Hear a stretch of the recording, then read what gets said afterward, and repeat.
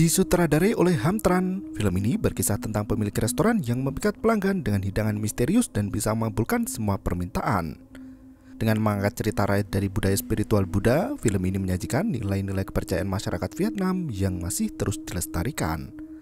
Salah satu dari 5 dosa besar ajaran Buddha, kisah satu ini berpusat pada keinginan yang menggebu.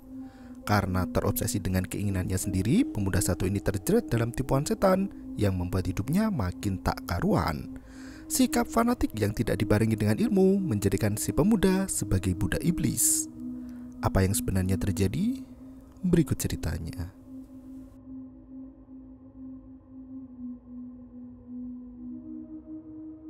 Siang itu Tung pulang bersama ibunya setelah menemani sang ibu berjualan ikan hias. Sambil mengendari motor, ibu bertanya pada Tung hendak jalan-jalan kemana di hari ulang tahun anaknya itu. Tung sangat senang mendapat hadiah manisan beri dari ibunya dan berkata hendak memakan manisan itu setibanya di rumah nanti. Ibu membujuk Tung untuk pergi merayakan hari lahir bersama. Dạ, con muốn đi. Sợ không? Tung langsung berteriak jika ia ingin ke kebun binatang untuk berbagi manisan buah dengan hewan di sana. Ibu tertawa sembari berkata jika hewan tidak makan manisan buah. Tung berusaha membuka toples manisan itu karena sudah tak sabar hendak mencobanya. Seketika itu, kecelakaan tragis menimpa mereka berdua hingga Tung kebingungan mencari posisi ibunya. Tak disangka, wanita itu terbaring di belakang Tung dengan wajah yang hancur. Meski tubuhnya luka parah, ibu masih membuka mata dan berusaha menenangkan Tung yang menangis histeris. Mobil yang bertabrakan dengan sepeda motor ibu langsung menolong dan membawa mereka ke rumah sakit. Ternyata toples kaca berisi manisan itu pecah hingga melukai kepala ibu saat kecelakaan terjadi. Dan film pun dimulai. Puluhan tahun setelah kejadian itu, Tung hidup sebatang kara di kos-kosan kumuh dan menjadi seorang pecandu lem karena tenggelam dengan rasa bersalah. Ia selalu menyalahkan diri sendiri atas kematian ibunya. Bangun di hari yang penuh candu, Tung langsung mencari plastik berisi lem untuk dihisap saat itu juga.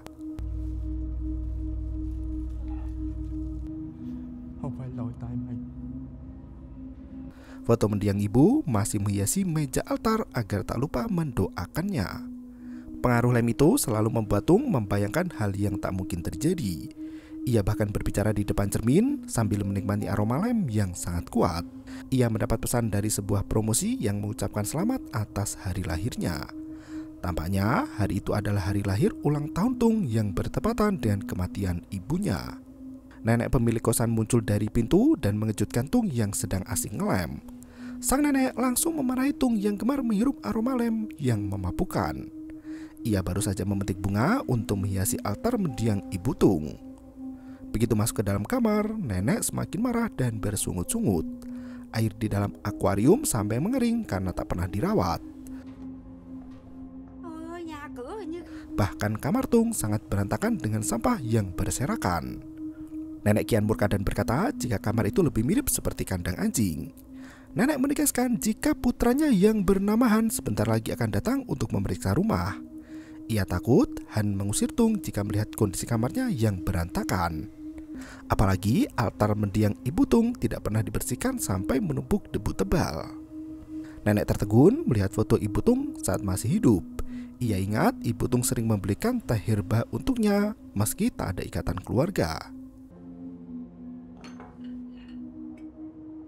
Tung memohon pada nenek untuk membujuk Han agar tidak mengusirnya dari kosan. Ia belum punya uang untuk membayar sewa dan baru tersedia di akhir bulan. Ia juga berkata jika hari ini adalah hari ulang tahunnya. Nenek langsung membakar kemenyan satu lagi untuk memberkati Tung. Nenek menasihati Tung untuk berdoa sambil membakar kemenyan agar ia bisa menang lotre.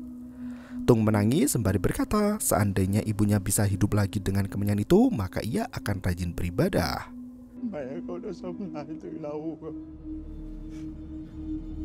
Tung melenggang pergi dengan sisa lem yang menempel di dalam plastik. Ia bekerja di konstruksi bangunan sebagai tukang harian lepas.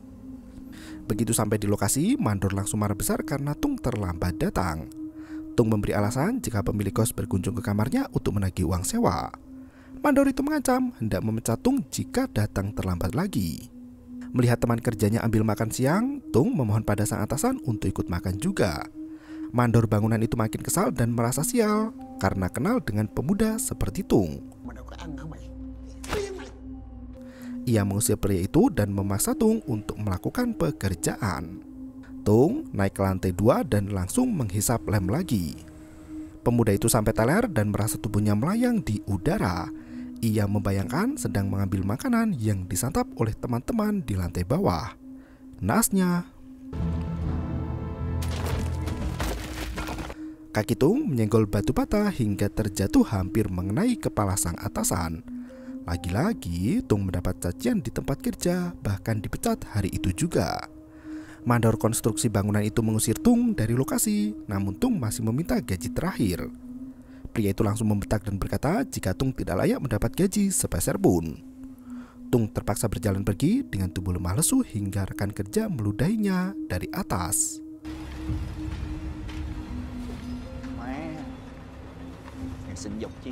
Tung melenggang pergi sambil menghisap lem dalam plastik hingga bertemu dengan seorang anak yang sibuk memindahkan barang. Tung ikut membantu, berharap mendapat imbalan. Naasnya, ibu dari anak itu langsung mengusir Tung dengan kasar sembari menasihati anaknya untuk tidak berbicara pada orang asing. Tung berjalan lagi dengan lunglai dan mengemis pada penjual makanan agar mendapat satu mangkuk gratis. Ia diabaikan oleh banyak orang hingga ketiduran di persimpangan jalan. Entah sejak kapan Tung membiarkan perutnya kosong tanpa makan. Saking menyedihkannya, seorang pejalan kaki memberinya uang pada Tung yang tidur karena teler. Malam harinya, Tung masih berada di jalanan untuk mencari peruntungan. Seorang gadis cantik melintas di depan Tung sambil menelpon temannya untuk bertemu di halte bus. Karena gadis itu tak tahu jalan, Tung langsung memberi petunjuk arah. Gadis itu tampak ketakutan apalagi harus melewati lorong gelap. Ia memilih untuk menunggu jemputan di gang itu hingga tiba-tiba Tung mencuri tas gadis itu dan berlari kencang, namun beberapa warga sudah mengejar dari belakang. Tak tahu harus kemana lagi, Tung masuk ke sebuah restoran kuno milik Chu Tiem. Ia bergegas menutup pintu restoran itu dan bersembunyi di kamar mandi. Tak berselang lama, warga datang untuk mencari keberadaan pencuri di sana. Chu Tiem masih punya hati nurani dan melindungi Tung. Ia berkata jika pencuri itu sempat masuk ke restoran namun langsung pergi. Begitu melihatnya mengasah pisau. Setelah semua orang pergi, Tung keluar dari tempat persembunyiannya dan membuka isi tas gadis itu. Malangnya, tak ada satupun benda berharga di dalamnya. Bahkan gadis itu tidak membawa dompet dan hanya berisi alat backup sederhana. Tung menyesal karena tidak mengambil ponsel tapi malah menyabet tas dari budak si wanita. Sebuah lampu kosong muncul dari langit-langit restoran. Chu Tiem menyadari sebuah pertanda di mana Tung adalah korban selanjutnya. Ia menawarkan berbagai macam minuman keras termasuk vodka. Karena tak punya uang, Tung rela membayar minuman itu dengan sebungkus kondom. Chu Tiem langsung menolak dan meminta Tung untuk menceritakan apa yang terjadi. Tung berkata jika hari itu adalah hari ulang tahunnya sekaligus hari kematian ibunya. Chu Tiem panik bukan kepalang. Bagaimana bisa anak manusia berbuat kejahatan tepat di hari ulang tahunnya? Tanpa diketahui, Tung sudah lihai mencuri dan berulang kali melakukan kejahatan itu.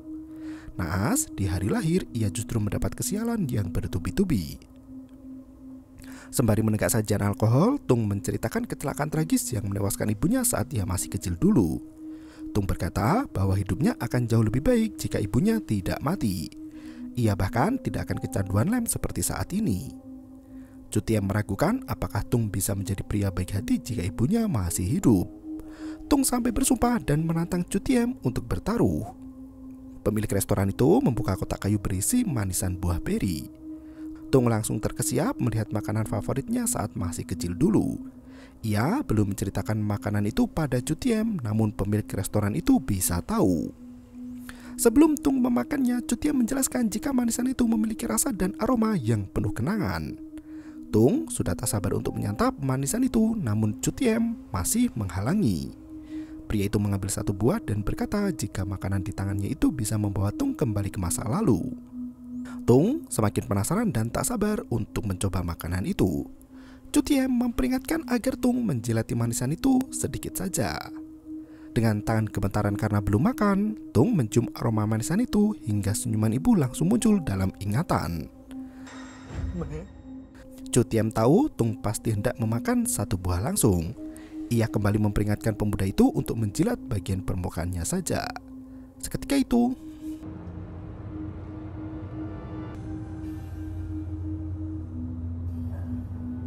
benar saja, Tung kembali ke masa lalu dalam kurun waktu beberapa jam saja.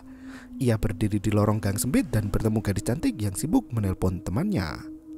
Saat gadis itu melenggang pergi, Tung langsung mengambil tas gadis itu tanpa menyadari jika ia baru saja kembali ke masa lalu.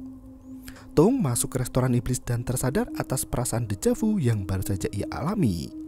Saat Tung kebingungan dengan apa yang terjadi, Cutiem menjelaskan jika ia bisa menolong untuk mewujudkan segala keinginan Tung termasuk kembali ke masa lalu.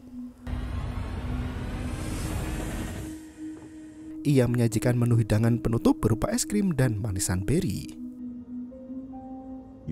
Cutiem hendak mengikat sebuah perjanjian dengan Tung.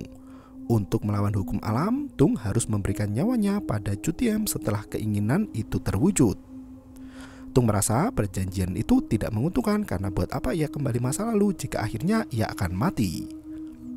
Cutiem menjelaskan bahwa menyerahkan nyawa bukan berarti mati. Satu manisan buah setara dengan 10 tahun nyawa Tung. Karena pemuda itu kini berusia 30 tahun, Cutiem memperingatkan bahwa Tung hanya bisa menyantap 3 buah manisan. Jika makan lebih dari itu, maka nyawa Tung akan dicabut seketika.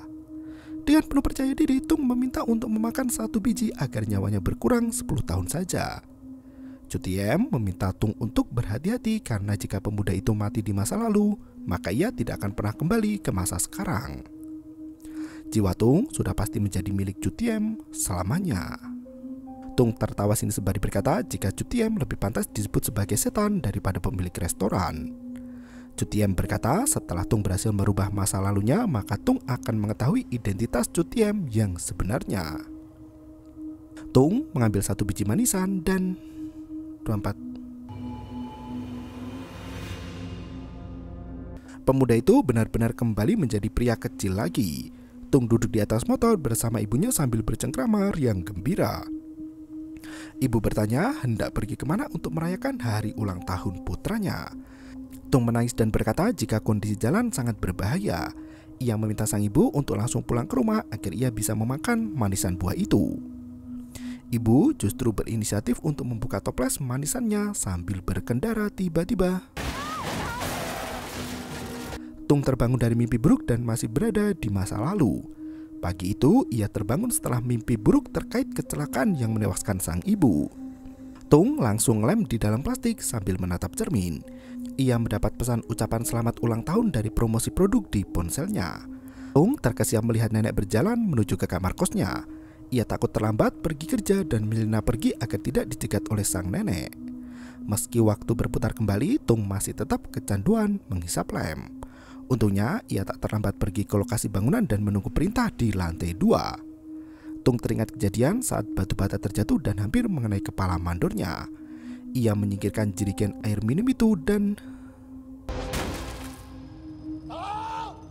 pemuda itu kena marah lagi namun tidak sampai dipecat dari pekerjaan. Sore harinya Tung kembali menghisap lem sampai teler dan berhalusinasi. Malam harinya Tung bertemu dengan gadis cantik itu lagi dan menunjukkan jalan. Ia mengikuti dari belakang bersiap untuk melancarkan aksi bejatnya. Seketika itu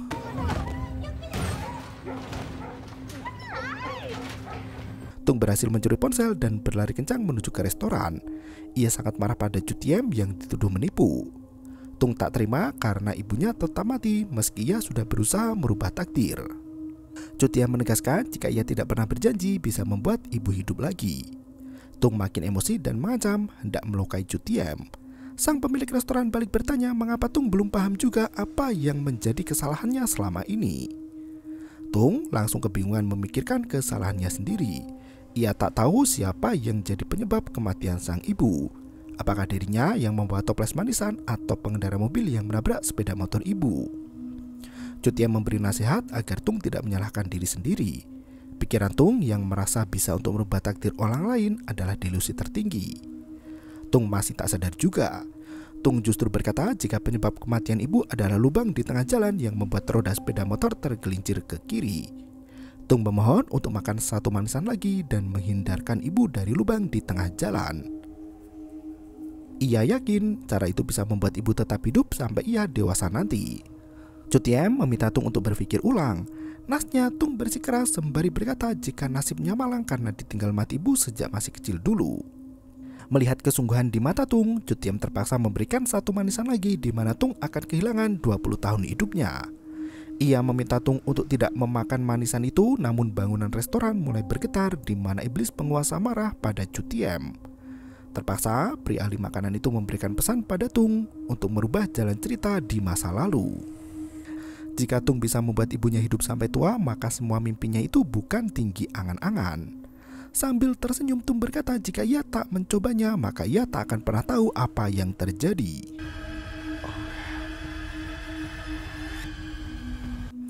Tung kembali ke masa kanak-kanak tepat di hari ulang tahunnya kala itu. Saat ibunya mengajak bicara, Tung hanya fokus melihat jalan di depan mata. Ia memperingatkan ibunya untuk berhati-hati saat mengendarai motor karena banyak lubang di tanah. Seketika itu, Tung masih bernasib sama dan kehilangan sosok ibu tercinta. Pagi itu, Tung menangis menyadari 20 tahun sisa usianya dijual dengan sia-sia. Ia bergegas membersihkan foto mendiang ibu di meja altar dan berlari menuju ke tempat kerja.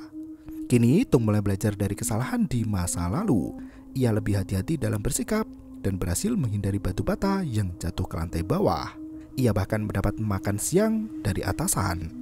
Mandor proyek bangunan itu sampai heran melihat Tung yang tidak menghisap lem untuk waktu beberapa jam. Tung tersipu malu dan berkata jika hari itu adalah hari lahirnya. Tak disangka perubahan kecil itu membuat Pak Mandor ikut iba. Ia memberikan gaji Tung di awal agar bisa digunakan sebagaimana mestinya. Ia bahkan tidak memecat Tung dan meminta pemuda itu untuk berhenti menghisap lem lagi. Tung merasa sangat bahagia, namun ia juga menangisi masa lalu yang membuat nasibnya semakin terpuruk sendiri. Sepulang kerja, Tung memberikan teh herbal untuk nenek, seperti yang biasa ibunya lakukan ketika masih hidup dulu. Ia bahkan melunasi tunggakan uang sewa yang sudah terlambat beberapa hari. Nenek sampai terharu dengan sikap Tung yang sangat manis itu. Ia memberikan bunga dari tanaman miliknya untuk diletakkan di altar ibu Tung. Pemuda itu berkata jika ia sudah membeli banyak bunga untuk ibu. Nenek masih bercanda dan berkata jika bunga miliknya lebih terlihat cantik dari yang dibeli di pasar. Sesampainya di kosan, Tung langsung membersihkan kamar dan beribadah di depan altar ibu. Ia menceritakan semua pengalaman menyenangkan yang ia terima di hari itu. Tung seolah lupa dengan rasa sakit yang ia rasakan sejak ibunya meninggal. Tung kini bisa bercerita dengan senyum riang gembira tepat di depan foto sang ibu. Tung berjanji akan menjadi pribadi yang baru agar ibunya bahagia di surga. Setelah berdoa, Tung mengisi akuarium yang kosong dengan ikan hias yang biasa dijual ibu ketika Tung masih kecil dulu. Ia tak henti menyaksikan foto ibunya sembari menunggu malam tiba. Saat itu juga Tung pergi ke restoran tua untuk menemui Chu Tiem. Tung masih menangis dan memohon hendak memakan satu manisan lagi. Ternyata Tung masih pikiran hendak menyelamatkan ibunya. Ia bersikeras kembali ke masa lalu dan berbuat sesuatu demi kehidupan sang ibu. Chu Tiem menegaskan meski Tung kembali ke masa lalu berulang kali, Tung tidak akan pernah bisa merubah takdir orang lain. Mereka hanya bisa merubah takdir hidupnya sendiri dan bukan takdir orang lain meski itu ibu kandung Tung sendiri. Pemuda itu makin histeris dan berkata jika ia sangat merindukan sosok ibu. Ia hanya ingin bertemu ibu dan bersama selamanya di alam baka. Chu Tiem tampak serius dan berkata jika ia pernah kehilangan dua orang yang paling ia sayangi. Manusia tidak bisa melihat masa depan dan hal itu membuat hati dirundung ketakutan. Ia yakin Tung hanya perlu menunggu waktu untuk menyembuhkan segala rasa sedih di hatinya. Tung mengungkapkan jika ia sudah berusaha merubah dirinya sendiri menjadi lebih baik, namun rasa penyesalan itu terus menghantui di sepanjang usia. Tung menunjukkan fotonya bersama ibu yang asik bermain di kebun binatang bersama monyet. Foto itu berubah dari sebelumnya di mana Tung sempat selamat dari kecelakaan namun meninggal dengan cara yang lain. Tung hendak merubah takdir itu agar bisa menyelamatkan ibunya sekali lagi. Chu Tiem memberikan manisan satu toples pada Tung dan membiarkan pemuda itu bermain-main dengan masa lalu. Ia sendiri menikmati kehidupannya saat ini di mana satu lampu menyala terang. Cutiem bersulang dengan mendiang sang ayah untuk memperingati hari ulang tahun ayahnya. Iblis di balik pintu neraka mulai menyerang dan membuat Cutiem kesakitan. Mata pria itu meneteskan darah dan ia pun lari ketakutan. Cutiem mengumpat di depan pintu neraka dan berkata jika ia tidak salah apa-apa. Cutiem tidak pernah berniat menolong Tung karena iblis itu sudah melahap jiwa pemuda itu bahkan sebelum bertemu dengannya. Api membara tiba-tiba muncul seketika dan membakar tubuh Cutiem begitu saja. Setelah beberapa menit merasakan siksa api neraka, Cutiem dibiarkan hidup dengan kulit yang hangus dan wajah berantakan. Api yang membakar pun langsung padam hingga Cutiem mengaku bersalah. Pemilik restoran itu terpaksa mohon ampun dan menyembah iblis. Ia bersumpah akan setia serta melakukan tugas sesuai dengan perintah iblis dan film pun berakhir.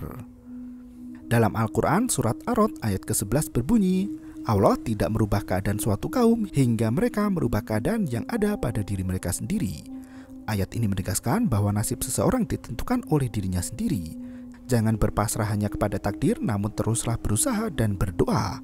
Allah akan membantu perjuangan setiap hambanya meski dalam prosesnya tak seindah bayangan. Berpikir dan berbuat hal positif akan merubah kita menjadi pribadi yang lebih baik lagi. Terima kasih dan sampai jumpa. Yo, bermau itu ketarik.